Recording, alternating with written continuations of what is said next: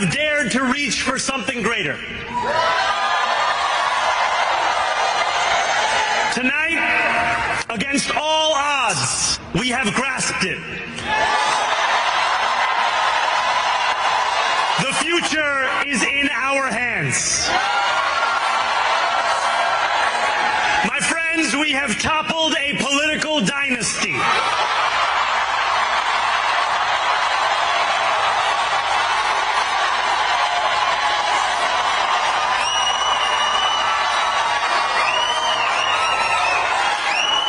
I wish Andrew Cuomo only the best in private life. But let tonight be the final time I utter his name as we turn the page on a politics that abandons the many and answers only to the few.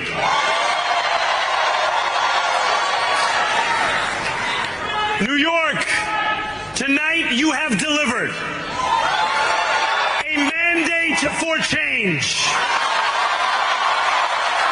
A mandate for a new kind of politics. A mandate for a city we can afford.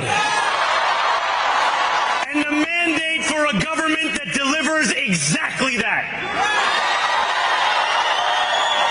On January 1st, I will be sworn in as the mayor of New York City.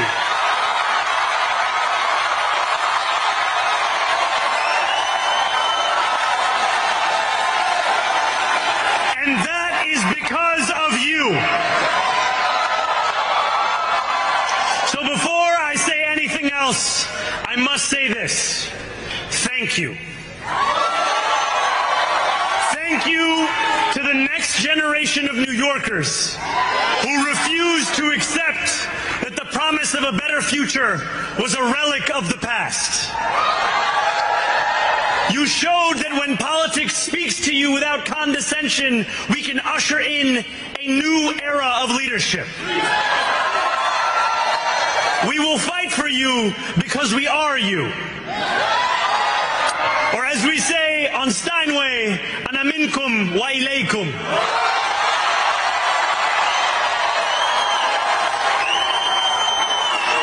Thank you to those so often forgotten by the politics of our city who made this movement their own. I speak of Yemeni bodega owners and Mexican abuelas,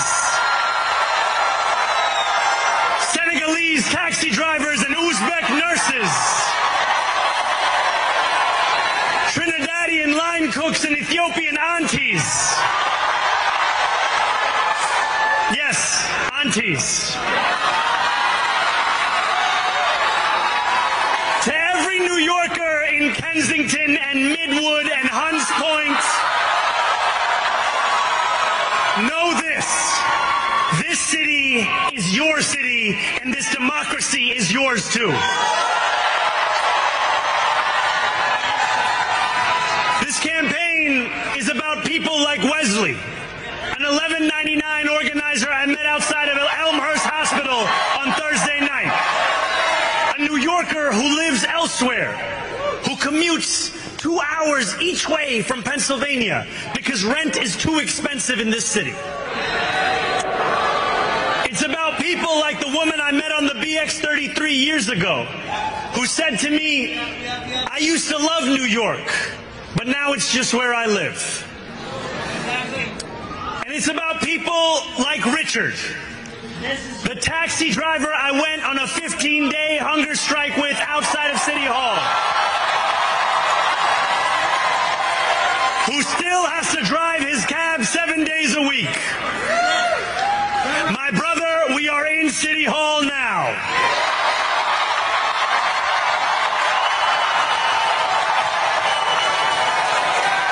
This victory is for all of them, and it's for all of you. The more than 100,000 volunteers who built this campaign into an unstoppable force. Because of you, we will make this city one that working people can love and live in again. With every door knocked, every every petition signature earned, and every hard-earned conversation, you eroded the cynicism that has come to define our politics. Now I know that I have asked for much from you over this last year. Time and again, you have answered my calls. But I have one final request. New York City, breathe this moment in. We have held our breath for longer than we know. We have held it in anticipation of defeat. Held it because the air has been knocked out of our lungs too many times to count. Held it because we cannot afford to exhale. Those who sacrifice so much, we are breathing in the air of a city that has been reborn.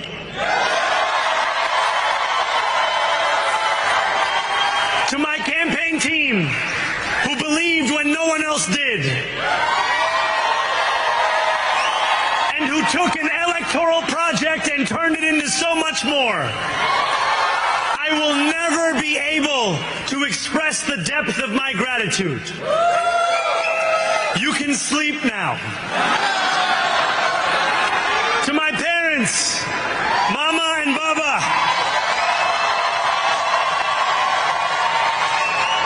you have made me into the man I am today. I am so proud to be your son. And to my incredible wife, Rama,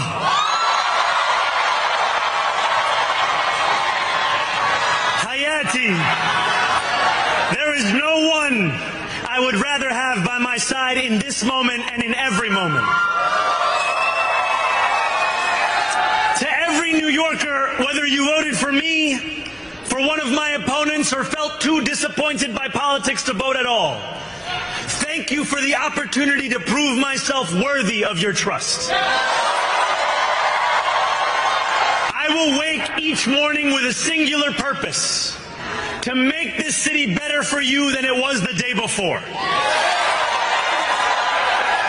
There are many who thought this day would never come, who feared that we would be condemned only to a future of less, with every election consigning us simply to more of the same. And there are others who see politics today as too cruel for the flame of hope to still burn. New York, we have answered those fears. Tonight we have spoken in a clear voice. Hope is alive. Hope is a decision that tens of thousands of New Yorkers made day after day, volunteer shift after volunteer shift, despite attack ad after attack ad. More than 1 million of us stood in our churches, in gymnasiums, in community centers, as we filled in the ledger of democracy. And while we cast our ballots alone, we chose hope together. Hope over tyranny. Hope over big money and small ideas. Hope over despair. We won because New Yorkers allowed themselves to hope that the impossible could be made possible. And we won because we insisted that no longer would politics be something that is done to us. Now it is something that we do.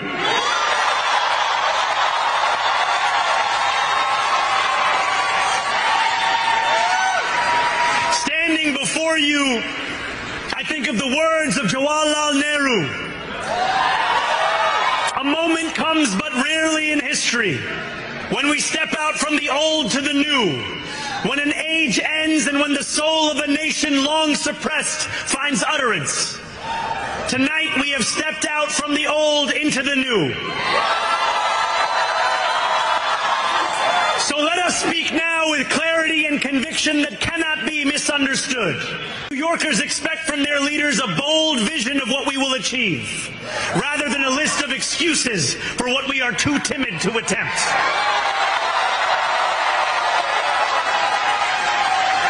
Central to that vision will be the most ambitious agenda to tackle the cost of living crisis that this city has seen since the days of Fiorella LaGuardia.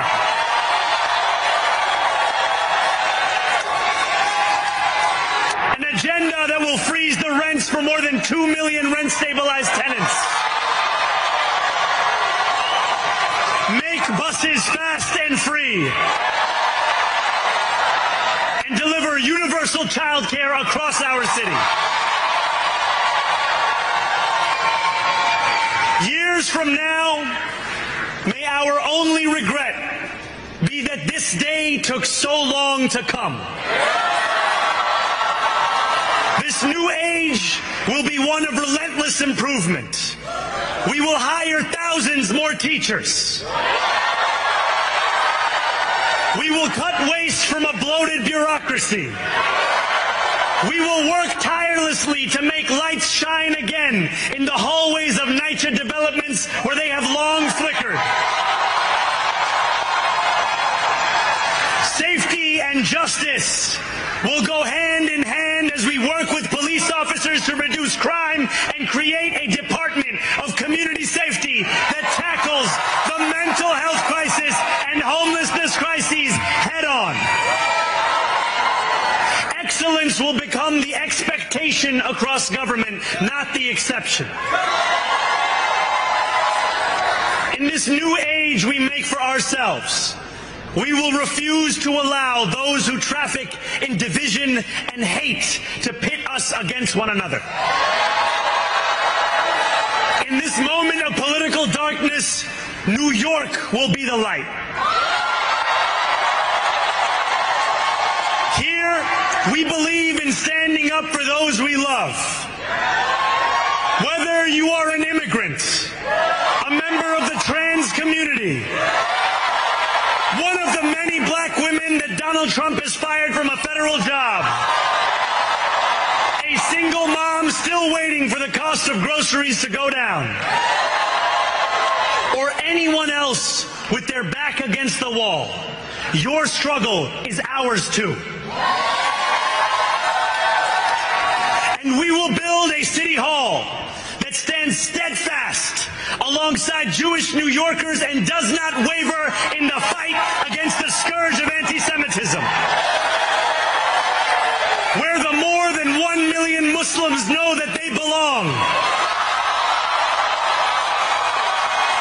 Not just in the 5 boroughs of this city, but in the halls of power. No more will New York be a city where you can traffic in Islamophobia and win an election.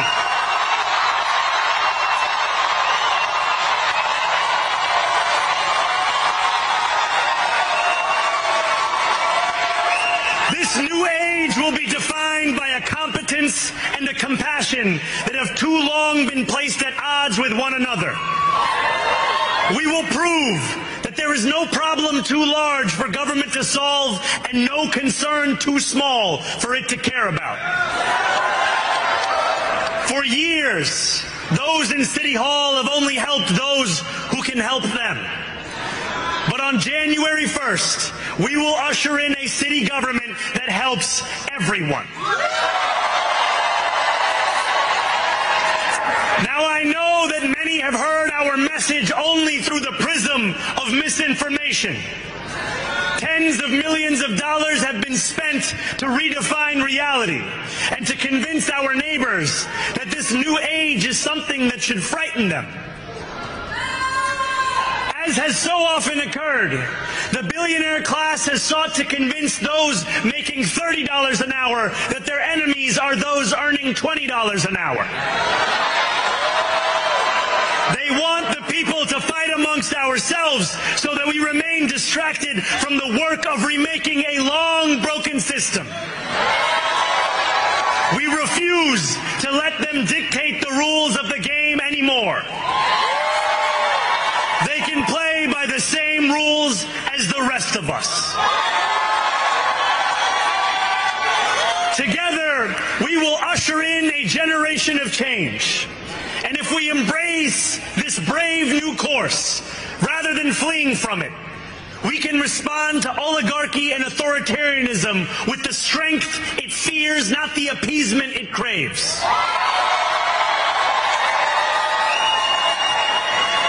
After all, if anyone can show a nation betrayed by Donald Trump how to defeat him, it is the city that gave rise to him.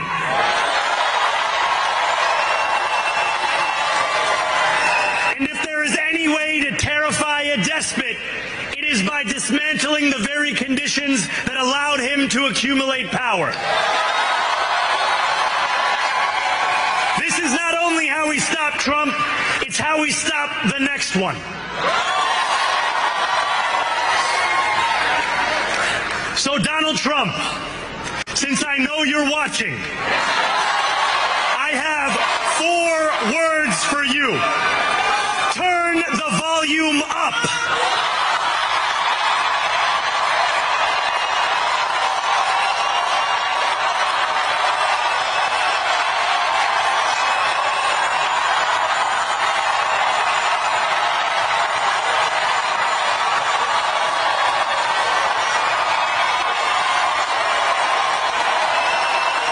We will hold bad landlords to account because the Donald Trumps of our city have grown far too comfortable taking advantage of their tenants.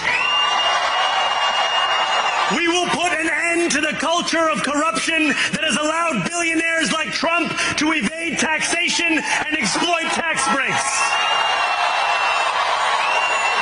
We will stand alongside unions and expand labor protections because we know, just as Donald Trump does, that when working people have ironclad rights, the bosses who seek to extort them become very small indeed.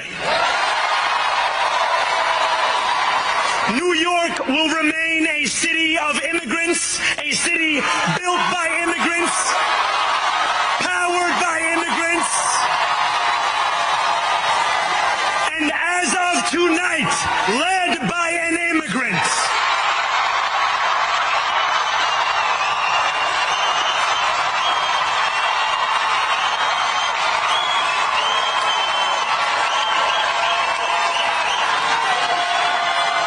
So hear me, President Trump, when I say this. To get to any of us, you will have to get through all of us.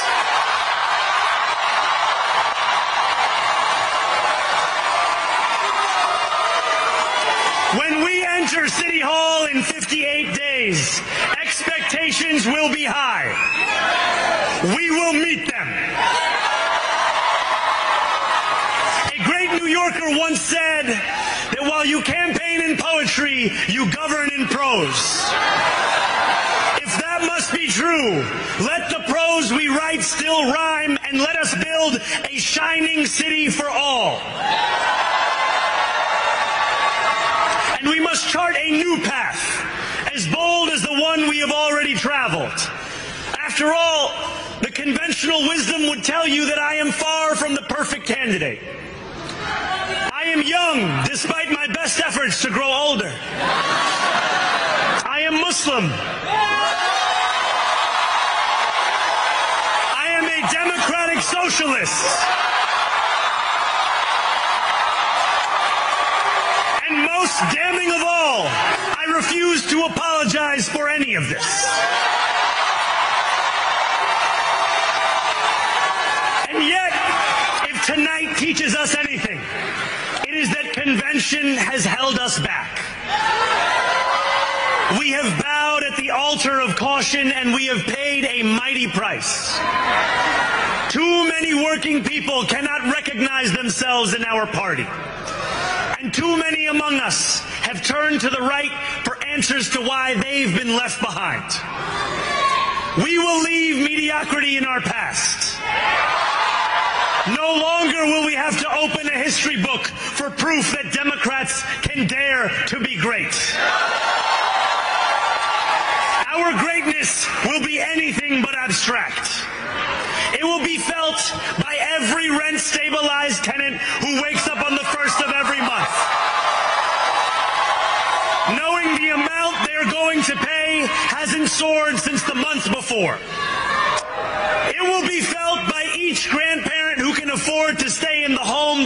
for, and whose grandchildren live nearby because the cost of childcare didn't send them to Long Island. It will be felt by the single mother who is safe on her commute and whose bus runs fast enough that she doesn't have to rush school drop-off to make it to work on time.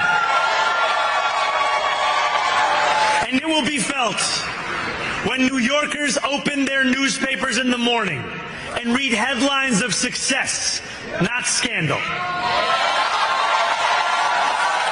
Most of all, it will be felt by each New Yorker when the city they love finally loves them back. Together, New York, we're going to freeze the...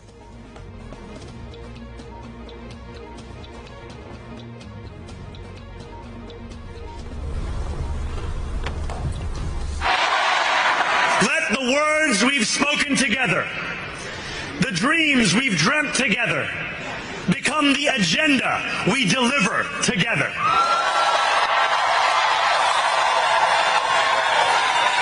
New York, this power, it's yours. This city belongs to you. Thank you.